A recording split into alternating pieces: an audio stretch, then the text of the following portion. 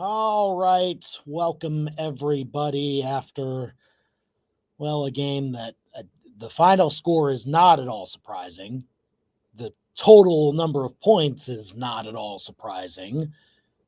Mizzou went into a harsh environment, played a harsh defense, and could not get the job done. I don't think it was going to matter who was at quarterback. I think this was kind of slated to happen anyway. Mizzou gave its best shot, though, had the defense to hang in this game. That's what's disappointing about it, is that you have so many opportunities to create openings for yourself, but Mizzou did not run through. Could have gotten some major momentum plays to pull off an upset like this, but unfortunately, they come up short in Oklahoma, 17-6. It's the knee-jerk reactions. Andy Humphrey here from The Big Show. Thanks for joining us. A little bit maybe later than usual. I just got done with network wrap-up show. Hope you join us for that if you're listening on your local Tiger Radio network station. But now with this pregame or this postgame show, I should say, we get down to the nitty-gritty of the takeaways that really housed Mizzou and kept them in the shell that they could not ultimately break out of to win a game like this.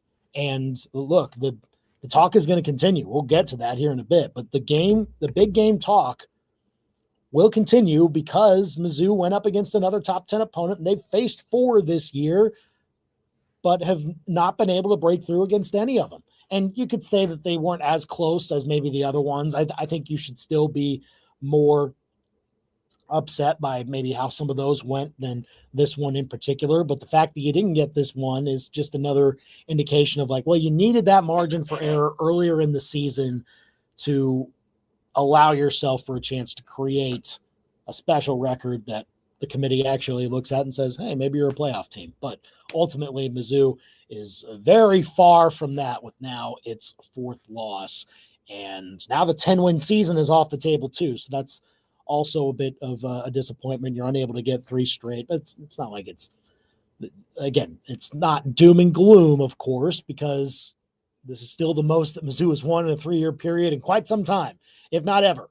So you put it all in perspective, obviously, but you see the ways that Mizzou fell short today, and you obviously wanted to see some different outcomes. But if you want to join us here, you can do so by leaving a comment here on YouTube and on Facebook. We'll throw it up here if you leave us comments. And so let us know your thoughts on this game as Mizzou falls 17-6. We'll show them right here if you give them to us, as I'll give you my 5 takeaways as we roll through the knee-jerk reactions. Not going to say that they lost the game on this, but it very clearly shifted the momentum. And that's ultimately why it ended up being a bad decision. But you could say in the moment, yeah, it was a bad decision too. It was one key choice that Eli Drinkwitz made with about 7 minutes to go in the second quarter. Mizzou's up by 3. Their offense has not been awesome, but they've been moving the football. They've been methodically going down the field. They've been dominating time of possession. Oklahoma's offense hadn't even gotten a first down by that point, I don't think. And Mizzou was in a position where they got to 4th and 3. I believe they had a positive play after that. I think it was a catch that they made. I believe it was Kevin Coleman who made the catch. He tried to angle to the sideline to get the first down. There was some folks saying that he could have maybe cut the other way and actually gotten it. I don't know. It was going to be a tough catch and run either way, even though it looked like a very good developing play. But they don't get the first down, and it's 4th and 3, and they're inside the OU 20-yard line. So if you're kicking it, it's about a 35-yard kick. And they elect to kick it. Now, again, all the context is key here. Mizzou's kicking game has not been great. And even though they made a field goal earlier in the game, it was one that Robbie Meyer, I think, was lucky to hit because he caught a whole lot of turf on the ground before he actually contacted the ball, and it came out as a bit of a wobbler. I thought it was tipped right as it was kicked. The first field goal we're talking about, not the second one, which was obviously blocked, but the first one I thought was contacted a bit, but still found its way through the uprights. But you had to elude a rush there that OU had clearly found a lane where they could get to the holder as quickly as possible. And sure enough, they did on the second one. And I believe Greg McElroy pointed it out on the broadcast right afterwards. Hey, you gotta close up that side some more, or shift your snap to the point where the holder's not so close to that edge, because they're starting to exploit that. But either way, the decision, it's a field goal try when you're up 3. It's early in the game. You have a manageable fourth down that you can convert, but you go for the field goal. Look, at that point, here's the thing. If Blake Craig were your kicker, I might be fine with kicking the field goal there and taking the points. But Blake Craig's not your kicker right now. He's hurt, and you've had to change out kickers left and right all season long, it seems. And it's been an adventure. And it sort of is what it is. It's not like it's going to change from the 10th game to the 11th game. You know what you've got as your kicking situation. So when Eli Drinkwitz made that choice, he was deciding to he was saying that the game was going to be a rock fight. And sure enough, it was. But you had all of the momentum on your side. You had a positive play to get yourself to a more manageable fourth down conversion, and you decided not to ride that at least as much as you could. Now, obviously, if OU gets the stop, the momentum shifts anyway, but you at least got to give yourself that chance with, time still left, several chances to possess the ball again, you'd have to think, at that point in the second quarter, in order to give yourself a shot to go on the road and potentially build a 2-score lead. But instead, you decide to go with the unit that very clearly is the worst on this team. The special teams is the absolute worst unit out of all 3 of the phases. It's one of the worst in the country. And it's shown that through 10 games. It's not a secret. It's not like it's going to get much better. Yes, they have good plays here and there. Connor Wesselman had a punt that was down inside the 2. Great. But there were other spots where it was not up to snuff. And we'll get more into it because it affected the game at other points too. But in that situation, I think you've got to let Bo Prabula have the ball in his hands to make the decision, put him in some space, see what play call you like the best on 4th and 3. And if you don't get it, well, then you were going to lose some momentum anyway because you were kicking the field goal. And obviously the momentum was amplified by the fact that you had the field goal blocked. And then OU scores on the very next drive with the slant pattern over the middle, and Satania zooms to the end zone. And then it wasn't over then, but it kind of felt that way. And that's a hard thing to say when you're only down 7-3, but that's how good Oklahoma's defense is. And so when you have opportunities in short yardage situations to say, hey, let's pick our spot and get this extra bit so that we can keep our drive alive. And you know what? If we stall out inside the 10 and we get thrown backwards on a fourth down that's less manageable, okay, then we'll kick at that point and we feel better because we're closer to the goalpost. It all changed on that one decision. And I think that was by far the worst of the game. There were others that folks had problems with. They obviously went for a field goal on the 4th and goal from the 3 with about 20 seconds left when they called timeout. I thought that was the more inexplicable decision. Why are you calling timeout with 20 seconds left when you know you can run it down? OU doesn't have the timeouts. You can run it down to 2 seconds, and it doesn't even matter if you're kicking the field goal or you're going for it. Like, make that the last play of the half. Why are you immediately calling the timeout and even allowing a kickoff to happen? But instead, they kicked the field goal there, which in that situation, I'm fine with. That was a 2-minute drill. You're trying to get points at the end of the half. And you don't want to let all of that hard work that you did to get into that position go to waste. Otherwise, momentum's definitely on the side of Oklahoma if you come up with an empty trip and you head into the locker room down 11. So I wasn't I didn't have an issue with that field goal decision.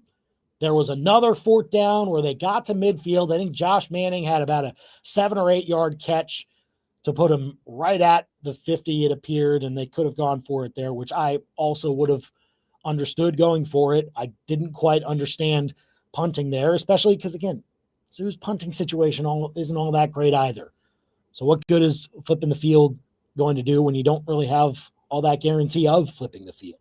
So if I had to rank them, the ones that I disliked the most, it was the one on 4th and 3, midway through the second when the field goal was blocked. The second one was, I believe, Mizzou's first drive of the second half where they get stopped at midfield. It's 4th down and about 2 or 3, and they decide to punt there. The decision to kick the field goal at the end of the half, I don't have much of a problem with. But that one decision on the blocked field goal turned the game because Mizzou had been outgaining OU. I mean, after the first quarter, it was 78 to -7, and they continued to build up that discrepancy when they drove down and got into that spot. OU had another 3 and out, I believe, at that point. And Mizzou just decided to not possess the ball any longer, try to get points, and it backfired on them. So that was the one decision that absolutely changed the game. And you can go back and ask Eli Drinkwitz about that one over and over again. The other ones, yeah, sure. The midfield one was the one that I hated the most out of the others. Field goal at the end of the game, I'm fine with. I know there's a lot of other things that Mizzou fans are upset about with this coaching staff, but we might not have enough time to get through all of them. Instead, let's go to number 2 here. Mizzou's defense kept them in this game. They played excellent. I know OU's not a great offense. I know John Mateer's not the best quarterback in the SEC. I know they don't really have much of a run game. They have a couple of receivers that burned. Certainly one receiver burned them today on one play. I know they're not the best unit in the world. They're banged up on the offensive line, but Mizzou can't apologize for that. I thought they played very well. And the only times that OU scored in this game was on that 87-yard play to Satania, and look, that'll happen from time to time. Just kind of miscommunication on the back end with the tackling assignments, and you let that up. The other touchdown, like Mizzou had given them a short field. They started on the Mizzou 35, and they end up going 7 plays for 35 yards to go up 14-3 with just over 2 minutes to go. And at that point, you do feel like the game's over. But that wasn't on the defense, because the defense, every time that OU started in their own territory just about, Mizzou's defense held up very well. Forced 4 3-and-outs in the game, 2 sacks, 6 tackles for loss.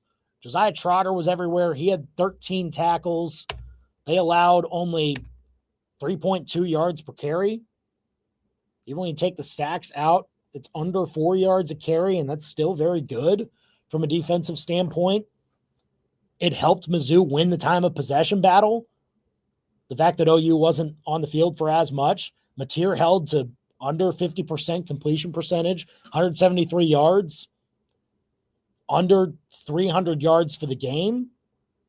Like, this is an excellent Mizzou defensive unit that deserves a little more for what their results have been this year. Because, yeah, there are times where they've broken down at the end of the game. It happened against Texas A&M. And I think the worry was going on the road in this game was that maybe you see a repeat of that. Well, we did not see it at all. And I mean, the fact that they allowed basically nothing in the second half except for the opening drive of the second half to OU when they get just the field goal. I mean, Mizzou allows nothing after that point. Every single drive for OU, other than the kneel down at the end, was a punt. They had 6 consecutive punts after that field goal with about 11:36 to go in the third quarter. And if I do quick math here, they ran 30 plays at that point and were held under 100 yards on those plays. It was an excellent performance. that Mizzou's defense deserved to have a win in. They played well enough to win this game. Mizzou's offense, unfortunately, didn't quite get there. Like, you could have gotten the 20 and won it. But Mizzou's offense just didn't have the spark that they needed, which we'll get to.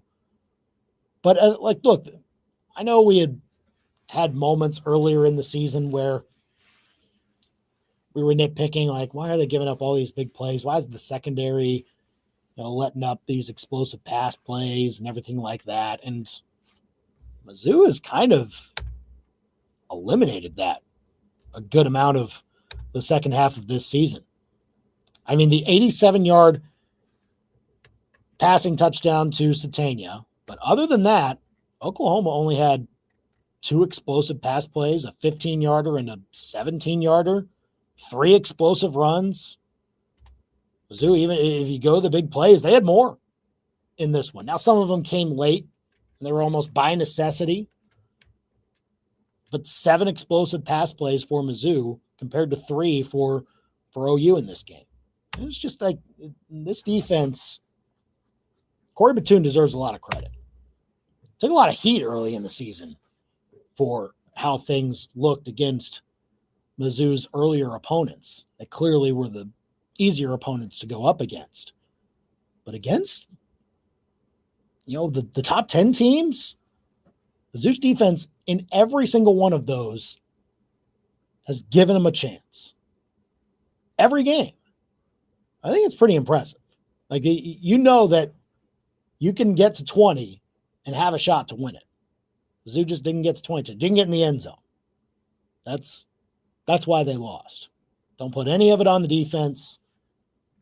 We've said a lot. I feel like I've said that a lot this year, but it's true once again. And so we'll see what parts of that defense can stick around, because Mizzou's going to need it going forward. All right, number 3. Bo Pribula back, but could not quite provide what I think Mizzou was looking for in order to win this game, or really to get their offense back to what it was pre-injury for Pribula. Now, I know kind of towards the end it wasn't looking all that great, but we saw a few flashes of it. Like the first drive of the game, they methodically moved down the field. They eat up 8.5 minutes. It ends in a field goal because they had a holding penalty that set them back. And when you move the football like that and there aren't very many other ways to move the ball, well, then you're going to have drives that stall out and you got to settle for 3. But it was looking good early, but ultimately Pribula, and I don't know why, like, is he good enough? Was he just not healthy enough? Is he taking too much time to decide in the pocket? I don't know. Maybe a combination of all of those things are true. But regardless, whatever it must have been, couldn't provide the spark that Mizzou was envisioning when they say, hey, we might get our starting quarterback back for this game. No, nothing against Matt Zowers, but like this was the quarterback that they needed to have in the game, I think, in order to have a chance to win. But he didn't give them enough of a margin, I think, to actually have all of that pay off. And I mean, look, we'll see if he looks better in the next game against Arkansas, whether this was just the first game back after getting a little rusty, having to focus on the rehab, not being able to correctly identify what might be in front of him on the field to correctly make the read that he needs to, maybe just from being out of that element for 4 weeks was enough to create the type of big plays that Oklahoma was able to have when they sacked Pribula 4 times. So, look, it wasn't anything spectacular, obviously. Mizzou didn't get in the end zone. That's the ultimate goal. And that's what you got to do in order to win games. But I thought Pribula's game was approaching average, but I don't think it quite got there. And when you look at the final stat line, it's a little misleading. 20 of 36, 231 yards, but a lot of that came when Mizzou was forced to throw and had to get things going in the fourth quarter. 122 of those passing yards came in the second half, and 115 of them came in the fourth quarter. So 116 through three quarters, 115 in the fourth quarter alone, when Pribula was finding Kevin Coleman and trying to put themselves in position to score. And look, I'm not trying to say that he's washed or anything like that. He just had a game where I think you can expect some type of rust when you come out of injury like that. And again, OU's defense is very darn good. A little bit light against the pass compared to the run, which they're excellent against. But when you take away the run, well, then you know that they're going to pass. And Mizzou didn't particularly pass well as a result. So, look, it was going to be tough sledding no matter who the quarterback was. But if Pribula was deemed to be healthy enough, which he was in this game, then I think everyone did owe it to themselves to say, okay, put him out there. That's the guy that everyone at the start of the season got excited to play for. He's been working all week long to get back into the fold for his team and back a lot sooner than you normally would after an injury like that he suffered. He's probably dealing with some sort of pain through all of that. Group can rally around that, potentially play for an upset victory in Norman. Just didn't work out that way. And look, the run game wasn't necessarily helping out either. Ahmad Hardy broke free for one run. He had a 20-yarder, but you take that away, he's 16 carries for 37 yards, and that's just not going to get the job done. Mizzou could have, I think, kept afloat in this game by churning out 3 or 4 every so often, consistently getting to that point with both Hardy and Roberts. And Roberts in this game just wasn't there. 10 carries, 14 yards. Just it was a non-factor. But Mizzou never found the healthy balance for what they needed out of their offense. And look, give them credit. They tried to run the ball. They gave it to Hardy and Roberts a combined 27 times, but just didn't work out. And credit to OU's defense, because that's how good they are. Even without Mason Thomas today, they still have a bunch of dudes that know how to stop the run. And when you can stop the run like that, pass game suffers, because the pass rush can pin their ears back and tee off on third downs. Mizzou was in a bunch of unlucky third downs, not unlucky, but unsuitable third down situations. 3 of 15 on third down in this game. And that, you can't do that when you want to go on the road and win. So they'll look at it. Pribula, I'm sure, will get a week stronger and have a much better chance against a much worse defense in Arkansas to finish the regular season with a victory. But the spark just wasn't there. And it wasn't just him. Nobody on the offense was able to provide the spark consistently that Mizzou needed for this game. Special teams. It's horrible right now. Again, one good moment. Connor Wesselman's punt inside the 2. Cool. And OU was pinned back, and they eventually punted the football after that. But everywhere else, Mizzou didn't give themselves a chance because their special teams, top to bottom, it's been awful this year. I believe coming in 118th in the country, according to SP+. It's just, can't have 2 30-yard punts in this game and expect to win. The one that Wesselman had, and I know it's hard to punt from your own end zone. I've never done it before. Sure, it's hard. But you can't punt just 31 yards from your end zone. That gives them an extra short field, and they knew exactly what to do with it. Of course, the kicking is what it is. It would be different if Blake Craig was out there. He's not. I think 10 games in, they would have an established kicker, though. They would have someone that they like to consistently, no matter where you are on the field, make the kicks. But it seems they don't. And it is what it is. Both of them are walk-ons. It's not like you expected somebody to be excellent, but all season long, this is what Mizzou has dealt with. And it's again, why I harken back to, if you knew that this was what your special teams was, then why are you not going forward on 4th and 3 inside the OU 20-yard line? Thought it was a fascinating decision going in. If it were different circumstances and you had a good kicker that you trusted, then maybe you kick it because you know it's going to be a rock fight of a game and you gobble up as many points as you can. But here it's different because it's not just the fact that Robbie Meyer and Oliver Robbins are inexperienced and are walk-ons and we're not expected to be in this situation. It's everywhere. It's blocking on the field goal attempts. It's blocking on the punt coverage. It's the punt contact in general. It's everything. Look, it hasn't, I mean, you can say that it costs them a game. I wouldn't go that far, but it definitely makes it harder. Like you're fighting an uphill battle every time that you're dealing with some sort of special teams play if you're Mizzou. And so continues to be an issue. I don't expect it to be fixed by the end of the season, but we'll see how it gets addressed because it has to be addressed at some point.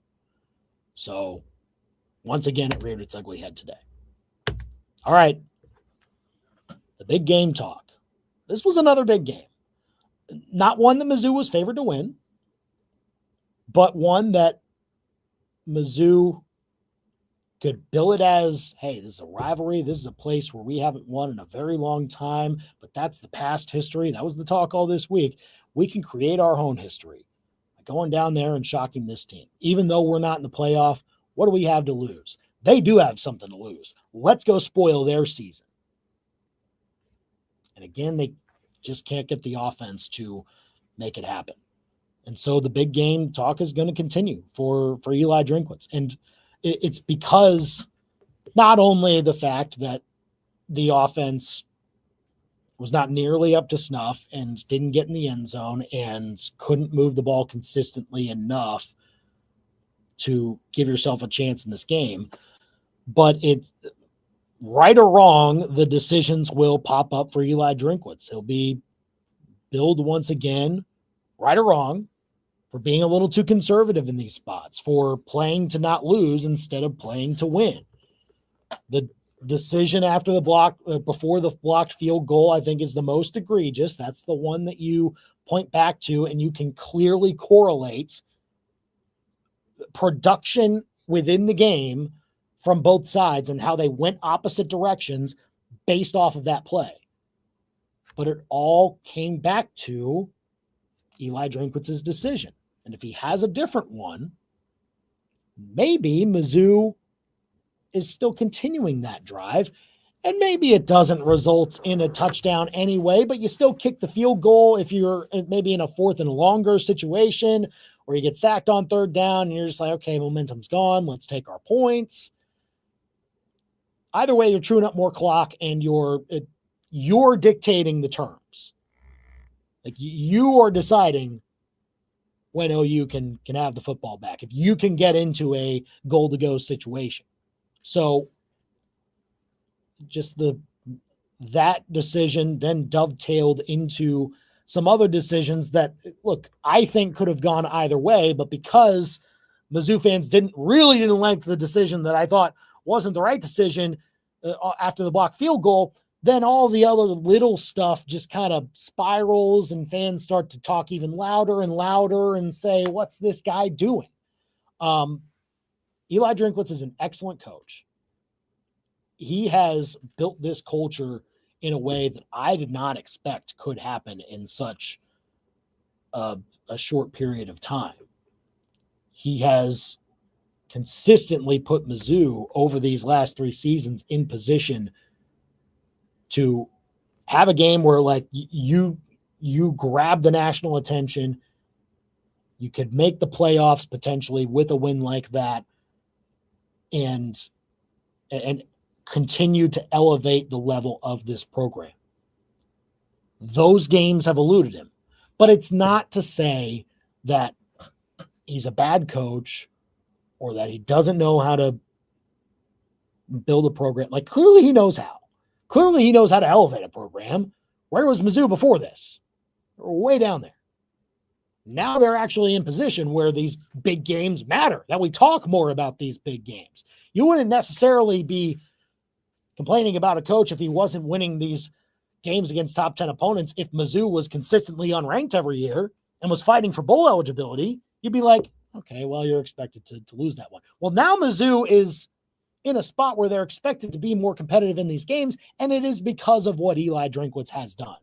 So I think the talk around like, oh, I'd be glad if he leaves or something like that, I just think that's bogus. Like, you want Eli Drinkwitz to be your coach. He can still keep Mizzou at this level, and that is an excellent level to be at.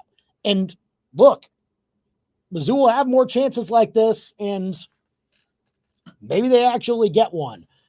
But the talk will still continue. Like, that part I do recognize. Like, that having that signature win that you hang your hat on, you're like, oh, okay, so they can actually upset a team that had a lot to lose and knock them out of playoff contention.